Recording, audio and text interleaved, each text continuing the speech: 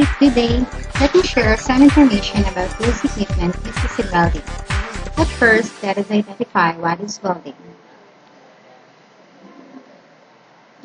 Welding is the materials joining processes which produces cousins of materials by heating them to suitable temperatures with or without the application of pressure, or by the application of pressure alone, and with or without the use of filter material.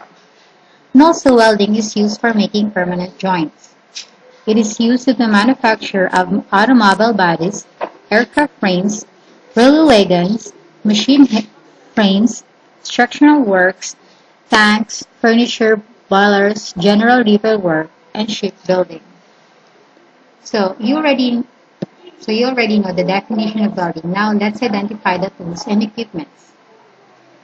First is the welding machine, second is the electrode holder, third is the welding clamp, fourth is the welding cable and connections. In addition to that is the welding accessories, which is the cleaning tools, these are wire brush and sheeting hammer. So we identify the tools and equipment. Now let's define each one of the following. So welding machine produces a current to a workpiece. So welding machine has the three types of transformers, second is the motor generator, and last is the rectifiers. So transformers produces a AC current, while motor generator produces DC current, and last is the rectifiers, can produce either AC or DC. So here are other tools, which is electrode holder, which holds the electrode, welding cable, and connections, which connect the electrode holder into the welding machine.